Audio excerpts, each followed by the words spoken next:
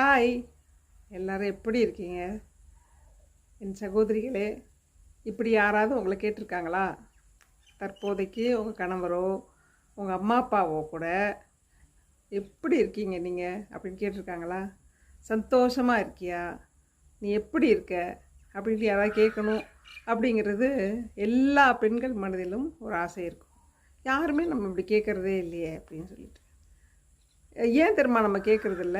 ஏன்னா நம்ம பாருங்களேன், ஒரு சூரியன் உதிக்குது மறையுது, அதுக்கு நமக்கு வெளிச்சத்தை கொடுக்குது. யாராவது என்னைக்காவது அதுக்கு ஒரு நன்றி சொல்லியிருப்போமா? ஐயோ, டெய்லி வர உனக்கு ரொம்ப நன்றி, எனக்கு ரொம்ப பிடிக்கும் அப்படிலாம் ஏதாவது சொல்லியிருக்கோமா? இல்லை. நீ எப்படி இருக்கேன்னு கேட்டிருப்போமா? இல்லை. அது மாதிரி பெண்களாகிய நம்மளும் ஒரு சூரியன் மாதிரி எல்லாத்துக்கும் வெளிச்சத்தை கொடுத்துட்ருக்கோம். அதனாலேயோ என்னவோ நம்மளை ஒரு மனுஷியாகவே யாரும் மதிக்கிறதில்ல. நம்ம எப்படி இருக்கோங்கிறத அவங்க கேட்குறது கூட இல்லை. ஆனால் மனசில் அன்பு இருக்குமான்னு பார்த்தீங்கன்னா இருக்கும். நிறைய அன்பு வச்சுருப்பாங்க. நம்ம குழந்தைகளாக இருக்கட்டும், கணவராக இருக்கட்டும், பூந்த வீட்டில் எல்லாருமே. ஆனால் கேட்க மாட்டாங்க. ஸோ அது கேட்க வைக்கணுமா, உங்களுக்கு வேணுமா அப்படின்னா நீங்கள் தான் கேட்கணும். கேட்பவருக்கு தான் கிடைக்கும். இது பாருங்கள், என்னை டெய்லி எப்படி இருக்கேன்னு கேளுங்க அப்படின்னு சொல்லுங்கள், தப்பு கிடையாது. உட்காந்து கணவர்கிட்ட நீங்கள் எப்படி இருக்கீங்க, நான் நல்லா இருக்கேன், நீங்கள் எப்படி இருக்கீங்க அப்படின்றத கேளுங்க.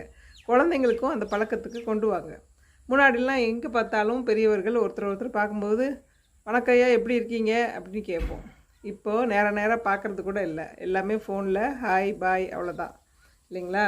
ஸோ ஒருத்தரை பார்க்கணும், ஒரு உறவு முறை வேணும். ஒரு சொசைட்டியில் போய் பழகுங்க. எப்போவுமே வீட்டில் உட்காந்துக்கிட்டு ஃபோனை ஒட்டிக்கிட்டு டிவியில் சீரியல் பார்த்துக்கிட்டு அழுதுகிட்டு சிரிச்சுக்கிட்டு இருக்காதீங்க. வெளியில் போங்க. நண்பர்கள் நமக்கு ரொம்ப தேவை.